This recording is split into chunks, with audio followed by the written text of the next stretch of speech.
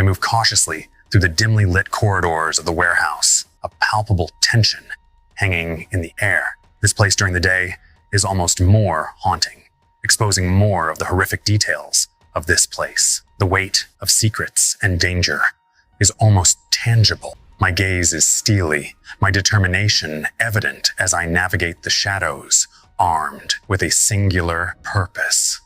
A Schrodinger's child. This unborn paradoxical existence, key to understanding the C.L.A.R.A project.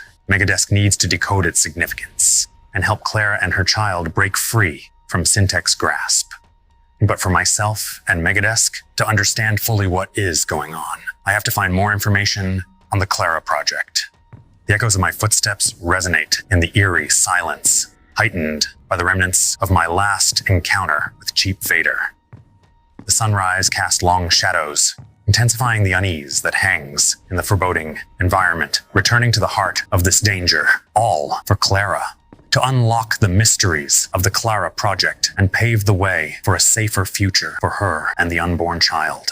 I discover a hidden chamber, the clandestine laboratory revealing vials of red and gray mysterious substances. The acrid scent in the air signals tells me I am on the right track, unraveling the sinister experiments within Syntec. As I delve deeper, a distant breathing pierces the chamber, a clear sign of impending danger. Instinctively, I hide behind stacks of crates just as Cheap Vader emerges, the ominous red glow of his eyes cutting through the darkness. In a hushed tone, I say, "Cheap Vader?" A tense exchange ensues as I am driven by a thirst for the truth, seeking answers from Cheap Vader.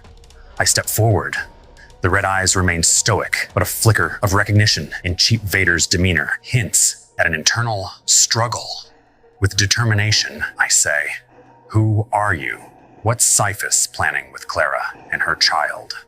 The air is thick with tension as I cautiously approach Cheap Vader, who stands ominously in the dimly lit chamber. The red glow of his eyes pierces through the shadows.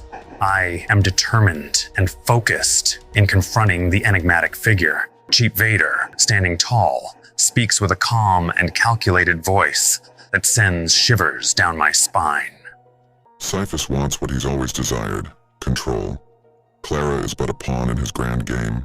As he speaks, I notice a subtle internal struggle, heavy breathing, and a hint of hesitation. There seems to be a conflict behind those red eyes. I respond skeptically. Control of what? The girl? The homeless? Cheap Vader's red eyes seem to glow brighter as he smirks, his voice dripping with confidence. You focus on the small things, Overkill. Syphus has grander ambitions, far beyond your comprehension. I am undeterred. I am sensing a cryptic language, and I need to press for more information. The more I make this arrogant man talk, the more I can find out about Nelson's plan, or even a motive. Tell me then, what is his ultimate plan? I say with grim determination. Cheap Vader, momentarily silent, relents, his calm facade cracking. The internal struggle becomes more evident. You won't understand. I understand what's going on. I'm not talking to Cheap Vader, I am talking to Nelson. I sensing an opportunity. Cut through the cryptic language, commanding. I don't want to hear from Syphus. I want to speak to the person this body belongs to, commanding the struggle within. Cheap Vader hesitates, the struggle intensifying. I see through the facade, realizing that the cold, calculated voice is the true mask, not the breathing apparatus with the crimson light. But this cold, calculated voice is not coming from this panting, struggling man. Nelson Syphus, you're the one speaking, the true person inside. Cheap Vader, or rather Nelson Syphus, smirks, overly confident in his influence. You're perceptive, Overkill, but you can't comprehend the magnitude of my control. As Nelson mocks me, the internal struggle becomes more pronounced. This is probably the first time someone has noticed the other man behind those eyes, has directly spoken to him in years. I push further, demanding to see beyond the mask, causes me to grow more determined.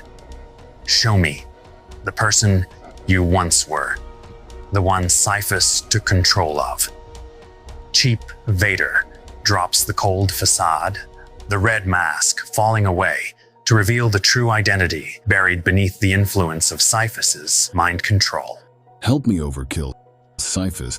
He has taken everything from me. The revelation leaves me stunned. Realizing the tragic fate of Wesley Nathaniel, his former ally turned puppet in Syphus's grand scheme for control.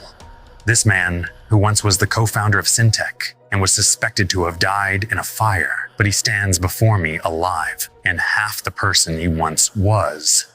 He's now just a puppet on strings, and Nelson pulling all the strings. I am left speechless.